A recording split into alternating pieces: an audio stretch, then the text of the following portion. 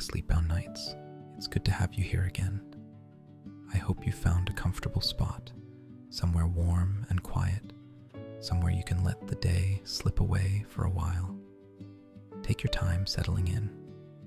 There's no rush tonight. We're continuing our journey with Iris and Little Darlow, and I thought before we step back into her world, we might just sit with where we've been for a moment. Last time, Iris found herself being drawn deeper into the fabric of village life in ways she hadn't quite anticipated. There was that Sunday church service she attended almost on impulse, and the conversations that followed. Mrs. Henderson's warm persistence, the vicar's genuine welcome, the quiet understanding that comes from being seen and accepted by people who don't need anything from you except your presence. And there was Tom, of course. Their dinner in Greater Darlow, the easy conversation that felt like something more than casual, the way a kiss at the end of an evening can change the weight of everything that came before it. Iris is no longer just the newcomer at Elder Cottage. She's becoming someone with connections, with people who notice when she's there and wonder when she isn't. I think there's something quietly profound in watching someone learn to belong somewhere. Not the dramatic kind of belonging that happens in grand gestures or life-changing moments, but the ordinary kind. The kind that happens through small accumulations, a name remembered, a favor offered, a door that opens before you've even knocked because someone was already expecting you might stop by. Iris came to Little Darlow looking for quiet, for space, for a place where she could breathe without the weight of whatever she was leaving behind. And she found those things, but she's also finding something else. Something she perhaps wasn't looking for at all.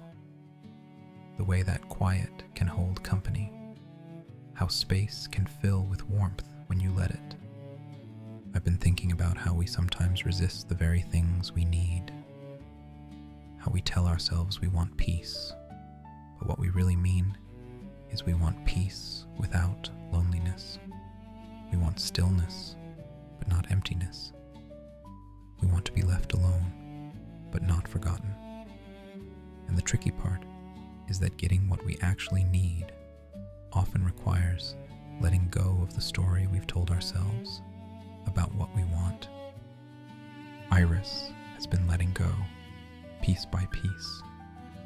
The fence that needed fixing became a reason for Tom to be in her garden. The power cut that could have been isolating became an evening of candlelight and neighbors with soup. The recipe cards left behind by Mrs. Halloway became an inheritance she didn't know she was waiting to receive. Each small surrender to connection has made the cottage feel less like a place she's staying and more like somewhere she lives. And isn't that how it works, really? Home isn't something you find fully formed. It's something you build through presence, through repetition, through the willingness to show up, even when you're not sure you belong. You make toast in the same kitchen enough mornings, and eventually the kitchen starts to feel like yours. You wave to the same neighbors enough times, and eventually the wave becomes genuine rather than obligatory. You let people in, literally and otherwise, and slowly the walls that kept you safe start to feel less like protection and more like separation. Mr. Pritchard has been such a gentle presence in Iris's settling. His walks up the path, his stories about Mary, the way he offers advice without pressure and company without expectation. There's something beautiful about friendships that form across generations, across the usual categories we use to sort people. He needed someone to visit. She needed someone to receive. And in that mutual need, something real has grown. I think about the rhythms of small places, how news travels through conversations rather than headlines, how reputation is built slowly, through witnessed actions rather than stated intentions, how belonging happens, not because someone declares you acceptable, but because you keep showing up, and eventually people stop being surprised to see you. Tom's leaking roof keeps coming up, doesn't it? That promise to fix it after the harvest festival, always after something. There's a gentleness in how the village handles his stubbornness, not forcing, not insisting, just noting and accepting and waiting. Sometimes people need to come to things in their own time. Sometimes the best care looks like patience. Tonight, we return to Iris in the heart of autumn, when the days are growing shorter and the evenings longer, when the village is moving through its familiar seasonal rhythms. The world outside your window might be holding similar weather, that particular November feeling of things settling in, of the year winding down, of preparation for the quieter months ahead. I find there's something comforting about this time of year. The permission it gives us to slow down, to stay in, to tend to small domestic pleasures rather than chasing larger ones. A pot of something simmering on the stove, a warm drink in a favorite mug, the particular satisfaction of making something with your hands, of watching ingredients transform into something new. So let yourself settle now if you haven't already. Feel the weight of your body against whatever's supporting it. Notice how your breathing has already begun to slow, how your thoughts are growing quieter, softer, less insistent. The world outside can wait. The concerns of the day can wait. Right now, there's only this, your rest, and a story waiting to unfold. Let's return to Little Darlow, to Elder Cottage, to iris and moss, and the gentle rhythms of village life. Let's see what this November brings. The Marmalade Lesson. Wednesday arrived with the kind of gray morning that promised nothing and delivered exactly that. Iris woke to find Moss already downstairs, sitting by the back door with the particular intensity of a cat who had opinions about the weather, but no power to change it. "It's November," she told him, filling the kettle. "This is what November does." He flicked his tail once, unconvinced. The kitchen held its usual morning quiet, radiator ticking, the small hum of the fridge, rain beginning its tentative investigation of the windows. Iris moved through the familiar motions, kettle on, tea leaves measured, the good mug retrieved from its spot by the sink. These rituals had become automatic now, her body knowing what to do before her mind quite caught up. Today was the day.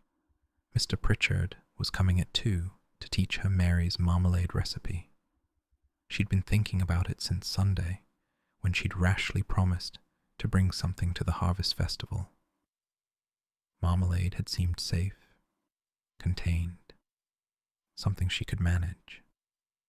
Now, standing in her kitchen with rain streaking the windows, she wasn't so sure. The recipe cards sat on the counter where she'd left them. Mrs. Halloway's version and Mr. Pritchard's handwritten notes about Mary's approach. 3 parts orange, 1 part lemon, 1 part grapefruit. Ginger if adventurous. She wasn't feeling particularly adventurous. The morning passed in the way mornings did when you were waiting for something. Iris cleaned the kitchen twice, reorganized the cupboard where the preserving jars lived. She'd bought them last week, an act of faith or foolishness, and made toast she didn't really want, just to have something to do with her hands. At 11, her phone buzzed. "Tom, Marmalade Day, you ready?" terrified. You? Working on the Henderson's pond. Also terrified, but for different reasons. Mrs. Henderson has opinions about water features. Doesn't everyone have opinions about everything here? Village speciality. Good luck with the oranges. She smiled at her phone, put it down, picked it up again. How's the roof? 4 buckets. Possibly 5 if you count the one catching drips from the bathroom ceiling. Tom. I know. After the harvest festival. I promised.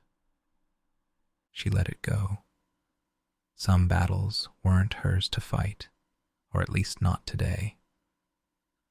Lorna appeared at noon, ostensibly to borrow sugar, but really to gather intelligence.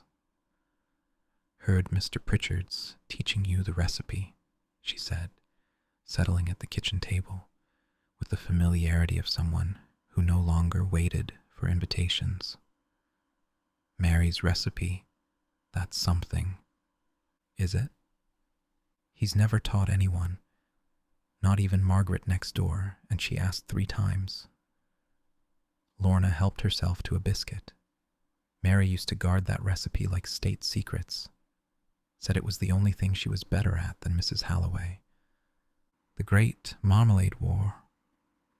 Legendary. They had a taste-off once at the church fete. 1987, I think. Blind judging. Mary won by half a point. Mrs. Halloway didn't speak to her for a month. Iris tried to imagine the politics of competitive preserving, the weight of half a point in a village where everyone remembered everything. What happened after the month? Oh, they made up. Mrs. Halloway brought round a lemon drizzle cake, and Mary admitted her marmalade was too bitter that year anyway. That's how it works here. You fight, you apologize with baked goods, you move on. After Lorna left, with sugar she clearly didn't need, Iris set up the kitchen for the lesson. Jars sterilized, equipment laid out, the oranges arranged in a bowl like some kind of citrus still life. She'd bought them from the market on Saturday, the woman with the checked tablecloth nodding approvingly when Iris explained what they were for. Mary Pritchard's recipe, the woman had said. That's proper heritage, that is. Heritage. The word sat strangely. Iris hadn't come to Little Darlow looking for heritage. She'd come looking for quiet, for escape, for a place where nobody knew her history and she could make toast in peace. Somehow she'd ended up on the flower rota, learning family recipes, attending planning meetings about Christmas fairs. The village had absorbed her without asking permission, and she'd let it happen without quite noticing. She wasn't sure yet if that was good or terrifying, possibly both. Mr. Pritchard arrived at 2 exactly, walking stick in one hand, a shopping bag in the other. Rain darkened his shoulders despite the umbrella, and he moved with the careful deliberation of someone whose joints were making complaints. Bought extra lemons, he said, setting the bag on the counter. Mary always said you couldn't have too many lemons. Something about the acidity balancing the sweetness. He paused, looking around the kitchen. You've set up properly. Good. Nothing worse than starting and realizing you've forgotten the muslin. I've got muslin. Iris pointed to the cloth squares she'd laid out, and a jam thermometer, and approximately 17 jars, which is probably too many. Never too many. Marmalade makes good gifts. People remember who gave them homemade things. He settled into his usual chair, then seemed to think better of it, and stood again. Right then, first things first. What followed was less a recipe and more a ritual.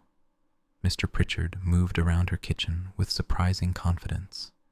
explaining each step in the kind of detail that suggested he'd done this dozens of times, alone, since Mary had gone. Cut the oranges in half first. No, smaller than that. Mary always said the size of the pieces determined the texture of the final product. He demonstrated with a knife that looked older than Iris's cottage. You want strips, not chunks. Strips catch the light better in the jar. Iris cut strips. Her first attempts were uneven, wobbly things that bore no resemblance to Mr. Pritchard's neat examples. But he didn't criticize, just adjusted her angle and carried on. The pips go in the muslin, every single one. Miss a pip and you'll regret it. They make the whole batch bitter. He gathered the seeds with the patience of someone used to tedious tasks. Mary used to say the pips were the test. Anyone can cut fruit. Only the dedicated manage the pips. They worked side by side, the kitchen filling with the sharp, bright smell of citrus. Rain continued its performance against the windows. Moss appeared, investigated the proceedings, decided oranges were beneath his dignity, and retreated to his spot by the radiator. The secret, Mr. Pritchard said, adding the fruit to the pot, is patience. Everyone wants to rush it. Boil it fast, get it done. But marmalade needs time. Low heat, gentle bubbling. Let the flavors know each other. He measured water with the precision of a chemist, added it to the pot, adjusted the heat. The mixture began its slow transformation, steam rising, the kitchen growing warm and fragrant. Mary and I used to do this every January, he said, settling back at the table while Iris stirred. Whole weekend, just the two of us. She'd put the radio on, some drama or other, and we'd listen while we worked. Didn't matter what the story was. It was the being there together that counted. Iris kept stirring, not trusting herself to respond. The intimacy of the memory, two people in a kitchen, making something that would outlast the moment, sat heavy in the warm air. She'd have liked you, Mr. Pritchard continued. Mary. She always said the village needed new blood, people who'd choose to be here, not just people who'd never left. I'm not sure I chose it exactly, more like stumbled into it. Same thing sometimes. He watched her stir, nodded approvingly at her technique. The village chooses too, you know. It's not one-sided. You chose to stay, but it also chose to keep you. The marmalade bubbled gently. Outside, a car passed on the wet road, headlights briefly illuminating the window before disappearing. Inside, the kitchen held them. Two people continuing a recipe that had been made here before would be made here again. The sugar goes in now, Mr. Pritchard said, standing with effort. Warming it first helps it dissolve. Mary had a whole theory about crystallization. He smiled at something. I never understood the theory, just did what she told me. They added the sugar in stages, stirring between each addition. The mixture transformed, deepening in color, beginning to look like something that might actually be marmalade rather than just cooked fruit. Now we wait, Mr. Pritchard said. Check the set every 15 minutes. The plate test, you know it. Cold plate from the freezer. Drop of marmalade. If it wrinkles when you push it, it's ready. Mary taught you already? Mrs. Halloway's recipe cards. She left notes about testing the set. Mr. Pritchard's expression did something complicated. Affection and old rivalry and grief all tangled together. Of course she did. Eleanor always was thorough. They sat at the table while the marmalade worked toward setting point, drinking tea that Iris made without thinking, the ritual as automatic as breathing. The conversation drifted, village gossip, the upcoming harvest festival, whether the Hendersons' pond would ever be finished. Tom's roof is still leaking, Iris said, not quite a complaint. I know. I've told him. Margaret's told him. Even Mrs. Patterson mentioned it, which takes some doing. Mr. Pritchard shook his head. He's got this thing about fixing his own problems. Thinks asking for help is admitting defeat. He said something similar about his dad, too. John would have had that roof sorted in an afternoon. Tom knows it. Compares himself constantly, even though John would have told him that's nonsense. Mr. Pritchard sipped his tea. Grief does strange things. Makes you try to be someone you're not sometimes. The kitchen timer went off. 15 minutes, time to test. Iris retrieved the cold plate from the freezer, dropped a small amount of marmalade onto its surface, pushed it with her finger. Nothing. Still too liquid. Longer, Mr. Pritchard said. Don't worry, it takes what it takes. They tested again at 30 minutes, then 45. The third time, finally, the marmalade wrinkled when Iris pushed it. A small, satisfying crease that meant the pectin had done its work. There, Mr. Pritchard said, with the satisfaction of someone witnessing a small miracle. Now we jar it. The jarring was its own ritual.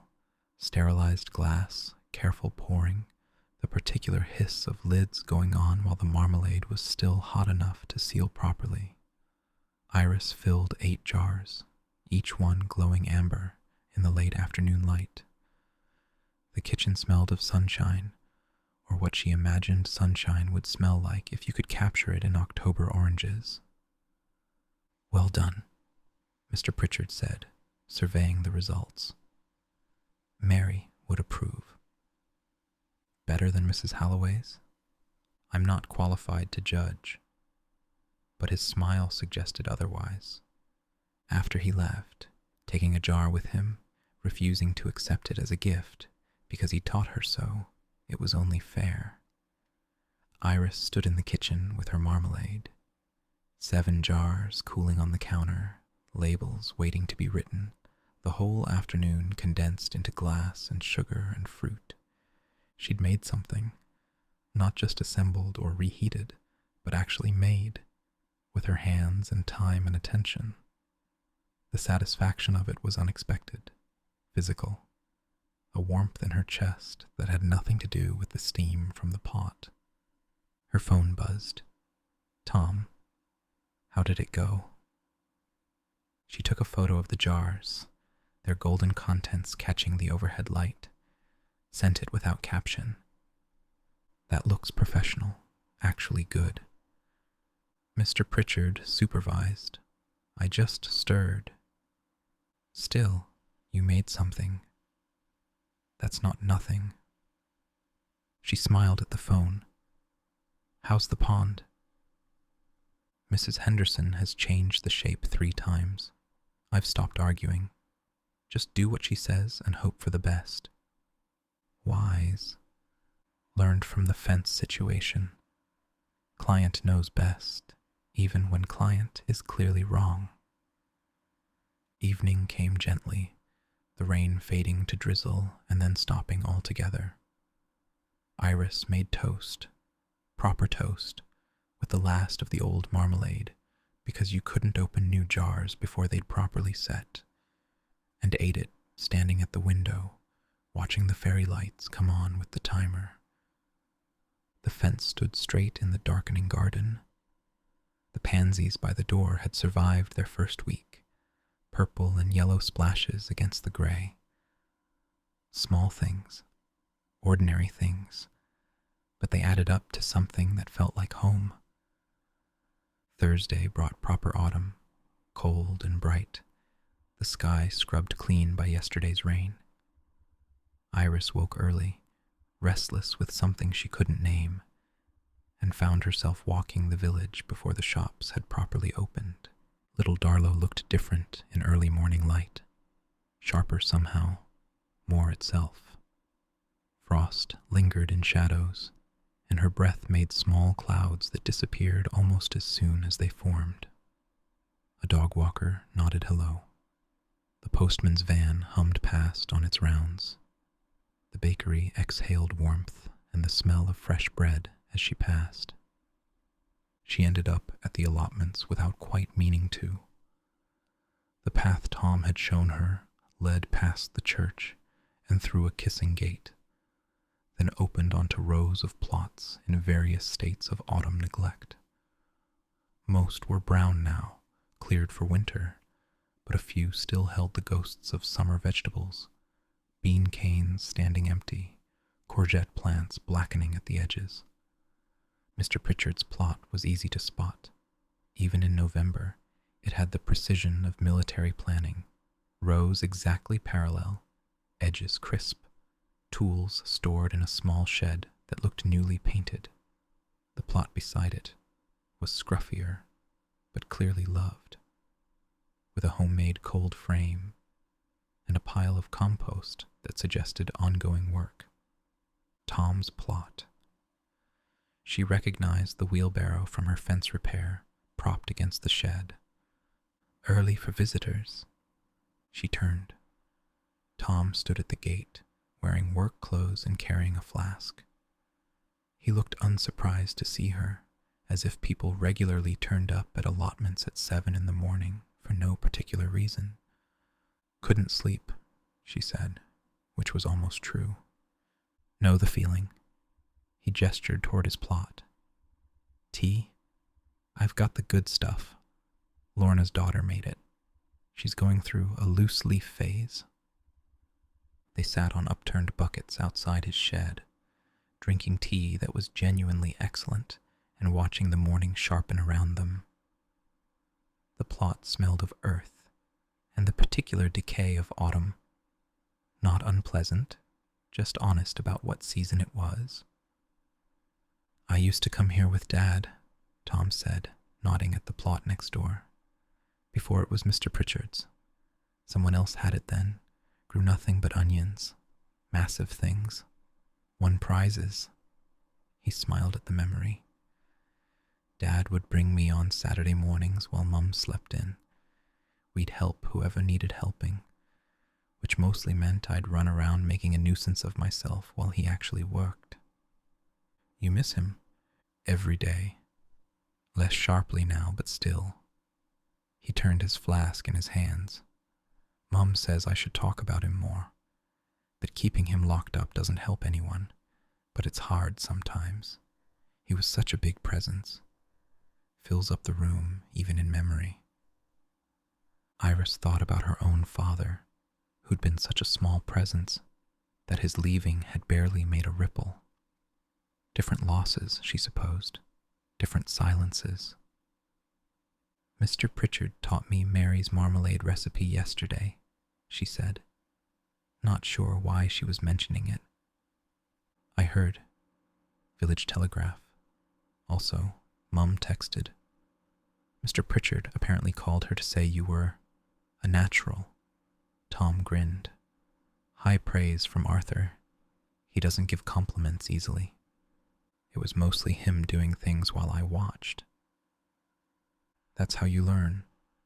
Watching, then doing wrong, then doing better. He gestured at his plot. Took me 3 years to get tomatoes right. First year, blight. Second year, birds. Third year, finally, actual tomatoes that I could eat without crying. And now? Now I overplant and have to give half of them away. Progress. He finished his tea, stood, stretched in a way that suggested his back was complaining. I should work. The Henderson's pond won't dig itself, much as I wish it would. What about your plot? Winter prep, digging over, mulching, can wait until the weekend. He hesitated. Unless you wanted to help? Saturday, maybe? I could show you the basics, if you're still thinking about Mrs. Henley's plot. the allotment. She'd nearly forgotten his suggestion weeks ago about the plot that had come free. I don't know anything about growing things. That's the point of learning. He shrugged. Just an offer. No pressure. But there was something in his voice. Hope, maybe, or just the pleasure of sharing something he cared about. Iris thought about Saturday mornings, about learning by watching, about the slow accumulation of knowledge that turned into competence. Saturday, she said. What time? His smile was the quick, genuine one she'd started watching for. 9. I'll bring coffee. You bring gloves. The good kind. My brambles have opinions about hands. They walked back toward the village together, parting at the church where Tom headed toward the Hendersons, and Iris continued home. The morning had warmed slightly, frost retreating, the world deciding to be kinder than it had first appeared. At Elder Cottage, Moss sat in the window looking judgmental about her early morning expedition. She fed him, made more tea, sat at the kitchen table looking at her marmalade jars, 7 of them, glowing in the morning light, one for the harvest festival, the others, what? Gifts, Mr. Pritchard had said. People remember who gave them homemade things. She wrote labels in her best handwriting. Seville orange marmalade, November. Added the year, because apparently that's what you did. Stuck them on carefully, positioned so they faced forward. Then she wrapped 2 jars in tissue paper, put them in a bag, and walked out before she could overthink it. Mrs. Henderson was in her front garden when Iris passed, attacking something with secateurs. Iris! Lovely to see you. How are the flowers coming? I haven't started yet. Still working out what to do. Mrs. Dawkins has all the vases at her house. She'll show you everything. Just knock. She's always in. Iris nodded, made her escape, continued to her actual destination. Rose's house was on Back Lane, number 4, as promised, with a front garden that was indeed a disaster, but in an optimistic way. Too much planted, not enough time.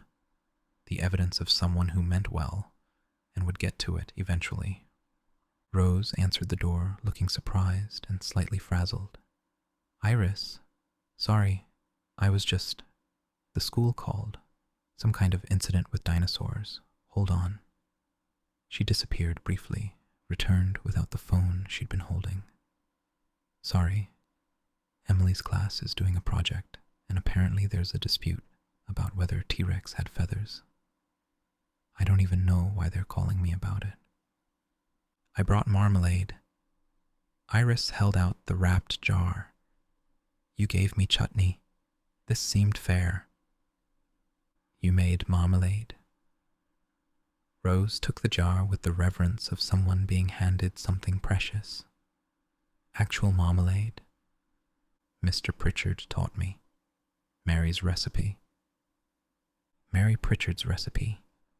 Rose shook her head slowly. I've been trying to get that recipe for years. He always says he'll teach me sometime, which means never. She peeled back the tissue paper, held the jar up to the light. It's beautiful. Look at that color. I don't know if it's actually good yet. Haven't tasted it. Want to find out? Rose was already heading inside. I've got toast and coffee and about 20 minutes before I have to pick up Emily from the dinosaur negotiations. Rose's kitchen was the opposite of Iris's. Chaotic, colorful, covered in children's artwork and sticky notes, and a calendar so full of appointments it looked like abstract art. But it was warm, and the coffee was good. And when they opened the marmalade jar, the smell of oranges filled the room like captured sunshine. Oh, Rose said after the first bite. Oh, that's really good. Iris, this is really good. Is it? Try it. Iris tried it. The marmalade was sharp and sweet, and somehow exactly what marmalade should taste like. Oranges and bitterness, and the particular magic of sugar transformed by heat.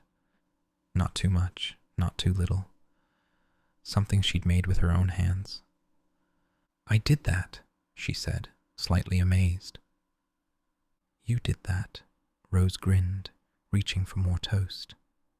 Mrs. Halloway would be proud, and probably also jealous, which is the best kind of proud in village terms.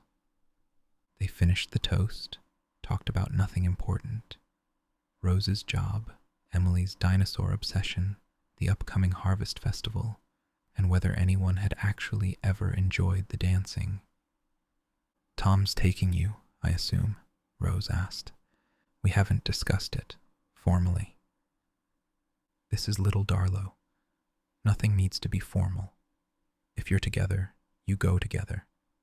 That's how it works. She checked the time, winced. I need to rescue my daughter from the Jurassic period. But this was nice. Really nice. Can we do this again? I'd like that. Outside, the morning had turned itself into proper day. Sunny, almost warm, the kind of November weather that felt like a gift. Iris walked home slowly, thinking about marmalade and dinosaurs, and the way connections formed in places like this. Not all at once, not dramatically, just through toast and tea, and showing up when you'd said you would. The second jar of marmalade went to Mr. Pritchard that afternoon. She knocked on his door, the first time she'd actually been to his house, rather than having him come to hers, and found herself in a hallway lined with photographs. Wedding photos, holiday snaps, what looked like every Christmas for 40 years. Mary was in most of them, a slight woman with sharp eyes and the kind of smile that suggested she knew something you didn't. She was a terrible photographer, Mr. Pritchard said, noticing Iris looking.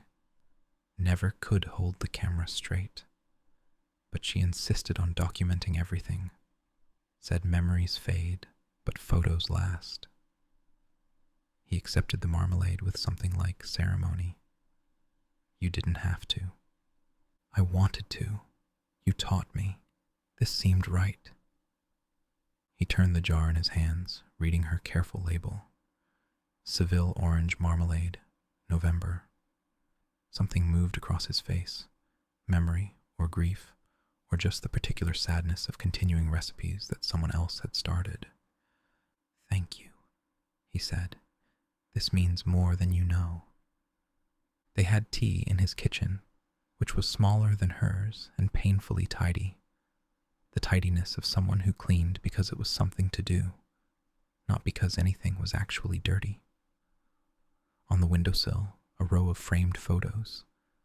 Mary again, at various ages, and in the corner, what looked like a recipe box, worn at the edges.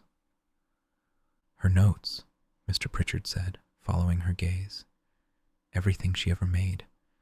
I keep meaning to organize them properly, but then I'd have to go through them all and... He stopped. Anyway, they're there. After she left, Iris thought about recipe boxes and photographs and the things people kept, because getting rid of them would mean admitting something was really over. Her own cottage held similar ghosts. Mrs. Halloway's recipes, the previous owner's furniture, a life that had continued elsewhere but left its traces behind. Maybe that was what villages were for, keeping traces, holding space for people who'd been here, making room for people who'd come next. A recipe taught was a recipe continued. A jar of marmalade was a conversation that hadn't ended. Friday passed quietly. Iris caught up on things that had been waiting. Emails, bills, a phone call to Sarah that lasted an hour and covered everything from marmalade to Tom to the existential implications of being on a flower rota. "You sound settled," Sarah said. "Like properly settled, not just hiding settled." "Is there a difference?" "Hiding settled is when you're in a place, but not of it. Properly settled is when you start caring about things like harvest festivals and whose marmalade recipe is better." Iris thought about that, about whether caring about small things was a sign of shrinking or expanding, whether a life could be big enough when it was contained in one village, one kitchen, one set of rituals, repeated until they became home. "I think I might be properly settled," she said. "Good. About time." Sarah paused. "Bring me some of that marmalade when you visit. I want to see what all the fuss is about." Tom called that evening, voice rough with tiredness. "Pond's done. Finally, Mrs. Henderson is cautiously satisfied," which is basically a standing ovation in Henderson terms. "Congratulations? I'll take it. Tomorrow still work? For the allotment?" 9 o'clock. Gloves. Coffee from your end." "Coffee secured. Mum's supplying, which means it'll be industrial strength." He yawned audibly. "Sorry. Long week. Go to sleep." "Planning to. Just wanted to hear your voice first." A pause. "That's a weird thing to say, isn't it?" "Bit weird, but good weird." "Story of my life." Another yawn. "Night, Iris." "Night."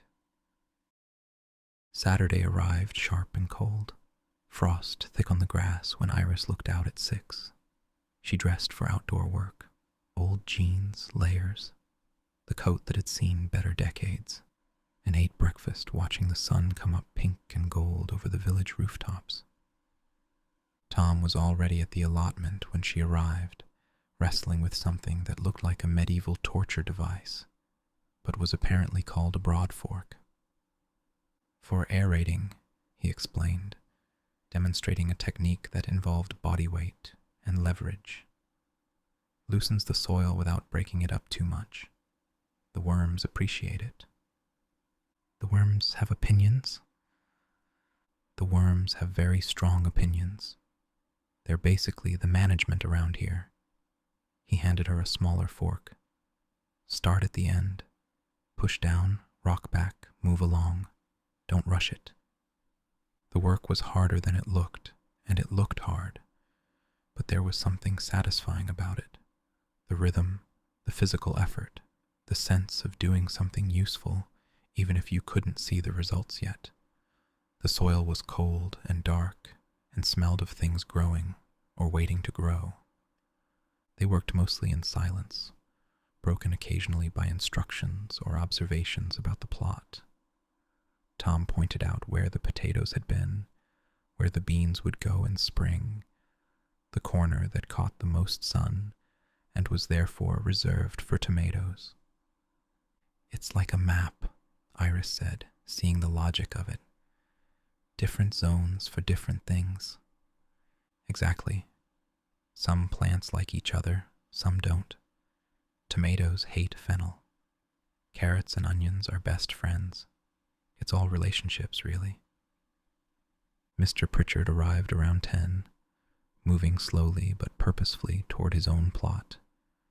He waved but didn't come over, understanding perhaps that some lessons needed to happen without commentary. "He's been here every Saturday for 40 years, Tom said, watching him go. "Even when Mary was ill, even after she died. Says the routine keeps him going." "What does he grow?" "Everything, in perfect rows. His leeks are legendary." Tom leaned on his fork. "He taught me most of what I know, actually. When I came back from London and didn't know what to do with myself, he'd set me tasks. Always something to do, always something to learn. Never made it feel like charity." They worked through the morning, stopping for coffee and the sandwiches Tom had brought. Sitting on the bench outside his shed, looking out over plots in various states of readiness, Iris felt something loosen in her chest. "I'd like to try it," she said. "The allotment. Mrs. Henley's plot, if it's still available." Tom's smile was slow and genuine. "I'll talk to the committee, though honestly, they'll be thrilled. New blood, willing to actually work. You're basically their dream candidate. I don't know anything. You know how to hold a fork. You know how to show up. Everything else can be learned."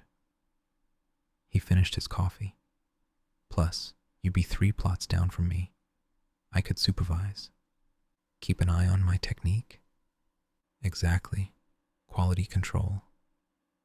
His hand found hers, dirt under both their fingernails, and for a moment they just sat there, 2 people who'd found their way to the same place through different paths.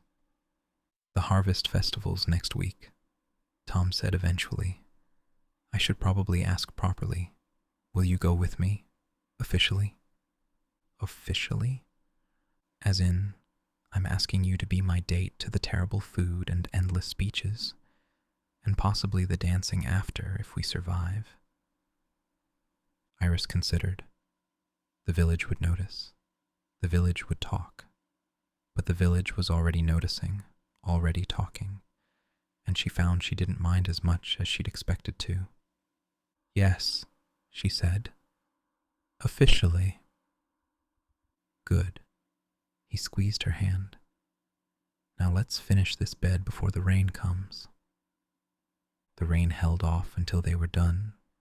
The plot turned and mulched and ready for winter, looking naked, but somehow hopeful. Tom walked her home through streets that were filling with weekend activity, nodding at people he knew, introducing her to people she didn't. "This is Iris," he'd say, and they'd nod like they already knew, because of course they did. The village telegraph had done its work weeks ago. At her gate, they stopped. The pansies looked cheerful in their pots. The fence stood straight.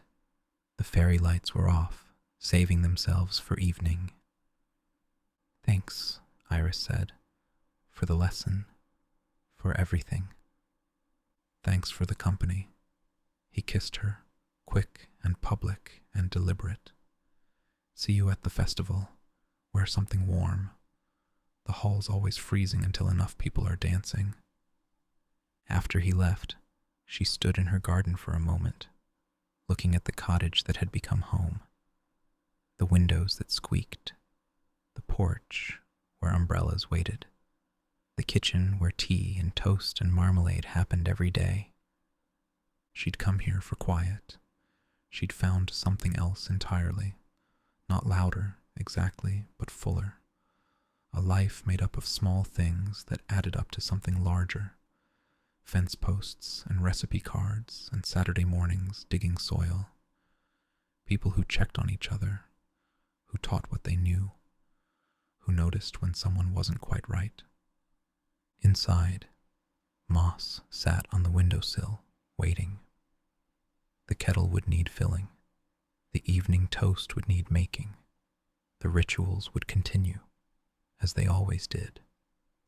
But first, she stood in the cold November afternoon and let herself feel what she was feeling. Gratitude, maybe, or belonging, or just the simple, complicated pleasure of being exactly where you meant to be. The fairy lights clicked on, the timer doing its job, and the garden glowed golden against the darkening sky. Iris smiled and went inside and put the kettle on. Sunday was quiet in the way Sundays should be. Iris slept late, made elaborate breakfast, read a book she'd been meaning to finish for months. The harvest festival loomed on the horizon next Saturday, but today was for nothing, for being still, for letting the week settle. Mr. Pritchard didn't come by, which was unusual. She texted to check he was all right, got back a response that took an hour. Fine, just resting. See you at the festival. The just resting worried her slightly. Mr. Pritchard didn't rest. Mr. Pritchard walked and visited and tended his allotment with the dedication of someone who'd made a pact with time to keep moving as long as possible. But perhaps everyone needed a Sunday sometimes, a day to be still, to let things settle. She made marmalade toast, her own marmalade now, a small thrill every time she opened the jar, and ate it standing at the window, watching the village move through its Sunday routine. Church bells at 11, a brief flurry of well-dressed residents heading up the hill, then quiet again. Someone walked a dog. Someone else pushed a pram, the ordinary liturgy of a day off. Tom texted around 2. Roof's leaking again. Different corner. The house is trolling me. You need to call someone. I know, after the festival. That's what you always say. This time, I mean it. Properly. There's a guy in Greater Darlow, does roofing. I've got his number. Going to call Monday. Progress. Small progress, but progress. Sometimes that's all you could ask for. The week unfolded in its usual rhythms. Monday brought rain and the start of flower planning. Iris spent an hour with Mrs. Dawkins, learning the locations of vases and the politics of altar arrangements. Apparently there was a hierarchy to church flowers that she hadn't known existed. Tuesday was the final planning meeting for the Christmas fair. Mrs. Henderson had 12 new agenda items. Iris volunteered for nothing else, having learned her lesson about I'll think about it. Wednesday she baked. Scones again, practicing because the fair would need them, and she wanted to get better. The third batch was actually good. She took some to Mr. Pritchard, who was moving more carefully than usual, but insisted he was fine. Just the weather, he said.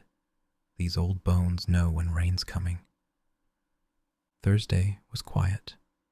Iris spent it in the cottage, doing things that needed doing, and some things that didn't. The marmalade jars lined the cupboard shelf, glowing when she opened the door. 6 remaining, after the ones she'd given away. 1 for the festival, 5 for whatever came next. She thought about the festival, about dancing, which she wasn't good at, about Tom, who was taking her officially, about being seen together in public, witnessed and known, no longer just the newcomer at Elder Cottage, but someone with attachments, entanglements, belonging. It was terrifying and wonderful in equal measure. Friday, Iris spent cleaning things that didn't need cleaning, arranging things that didn't need arranging. Nervous energy, nowhere to go. She made bread, actual bread, from scratch, because she had hours to kill and the cottage needed filling with the smell of something baking. The bread was terrible, dense as a brick, underbaked in the middle. She threw it out and made toast from the shop loaf instead, standing at the window while the evening drew in. Tomorrow was the harvest festival. Tomorrow she'd take her marmalade and stand in the village hall and be part of something she'd never expected to be part of. Tomorrow Tom would be there, and Mr. Pritchard, and Lorna, and Rose. People she knew. People who knew her. A community that had absorbed her without asking permission. Moss appeared, wound around her ankles, demanded his evening attention. She picked him up. He tolerated this for approximately 30 seconds before insisting on the floor, and looked out at the fence, the fairy lights, the garden that was becoming hers. 1 year ago, she told him, I'd never heard of Little Darlow. He blinked, unimpressed by the passage of time. Now I'm on the flower rota. Still unimpressed. And I made marmalade. This seemed to meet some minimum threshold of interest. He allowed his ears to be scratched before stalking off toward his bowl, where the real priorities lived. Iris smiled and finished her toast, and went to bed early because tomorrow was coming whether she was ready or not. Saturday arrived with the kind of crispness that felt deliberate, autumn putting on its best face for the festival. Iris woke to blue sky and weak sunshine, the first properly beautiful day in weeks. She dressed carefully, not formally. Nobody dressed formally for the harvest festival, according to Lorna's detailed instructions, but nicely, the green dress from the Italian dinner, with a cardigan because the hall would be cold, comfortable shoes because there might be dancing. Might be. The marmalade jar sat on the counter, label facing forward. She'd written Mary Pritchard's recipe underneath the date, because it seemed important to acknowledge where things came from. Tom arrived at 2, wearing a shirt she hadn't seen before, and looking slightly self-conscious about it. "Mum's orders," he said. "No work clothes for festivals." She checked. "You look nice." "You look nicer." He kissed her, less quick than the allotment kiss, more certain. "Ready?" "Not remotely." "Perfect. Let's go." The village hall was already filling when they arrived. Tables had been set up along the walls, groaning with food. Cakes, pies, jars of preserves, baskets of vegetables. Someone had decorated with cornstalks and autumn leaves, turning the drafty space into something almost festive. Iris found the preserves table and set her marmalade among the other jars. It looked small there, one jar among dozens, but the woman manning the table, someone she didn't recognize, picked it up immediately. "Mary Pritchard's recipe," she read aloud. "You must be Iris. Arthur told everyone you'd be bringing this." "He did?" Said it was the best he'd tasted since Mary made it herself. The woman smiled. "That's high praise around here." Iris found Mr. Pritchard near the front of the hall, seated with a cup of tea and a plate of something that looked like cake. He was talking to an older woman she didn't recognize, but looked up when she approached. "You came," he said, as if there'd been any doubt. "Brought the marmalade." "I know. Everyone knows." He gestured to the seat beside him. "This is Margaret, my neighbor, the one who can't make biscuits." "I can make biscuits," Margaret said. "I just don't." She looked at Iris with the frank assessment of someone who'd been waiting to make her own judgment. "So you're the one teaching Arthur how to share recipes?" "Other way around, really." "That's what he says, too. Must be true, then." Margaret smiled, the assessment apparently complete. "I've heard a lot about you. The fence, the toast, Tom." She said Tom's name with particular emphasis. "Nice to finally meet you." Tom appeared with drinks, cider for Iris, something non-alcoholic for himself because he was driving later. He greeted Margaret with the ease of someone who'd known her his whole life, asked after her garden, received a detailed report on late-season roses. The speeches started around 3. The vicar spoke about gratitude. Mrs. Henderson spoke about community spirit. Someone from the parish council spoke about something Iris immediately forgot because Mr. Pritchard was making quiet, devastating commentary under his breath. "He says this every year," Mr. Pritchard muttered during a particularly lengthy section about charitable giving. "Word for word. I've timed it. 7 minutes. Never varies." "Shh," Margaret said, but she was smiling. After the speeches, food. Iris filled a plate with things that looked homemade: quiche, something called Vicar's Wife's Salad, a slice of cake that turned out to be excellent. She ate standing with Tom and Rose, who'd arrived with Emily in tow, the girl immediately disappearing toward a table of other children. "She's found her people," Rose said. "Dinosaur enthusiasts, all of them. They'll be planning excavations by the end of the day." The food was cleared. Tables were pushed to the walls. Someone produced a fiddle. Someone else had a squeeze box. The dancing began. "Strip the willow," Tom said, grabbing her hand. "Easy. Just follow what everyone else does." "I don't know." But she was already being pulled into a line, opposite Tom, people arranging themselves with the efficiency of those who'd done this 100 times. The music started, and suddenly she was moving, spinning, ducking under arms, passing through gaps that appeared and disappeared, and somehow not falling over. "See?" Tom called across the line. "Natural." She wasn't a natural.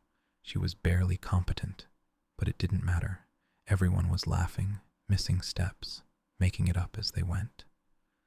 Mr. Pritchard watched from his chair, foot-tapping. Rose was spinning Emily in circles off to the side. Margaret had been claimed by someone's husband for something more sedate. This, Iris thought, this is what they meant by community. Not meetings and rotas and planning committees, though yes, those too, but this, music and movement and people making fools of themselves together, choosing to belong. The dance ended.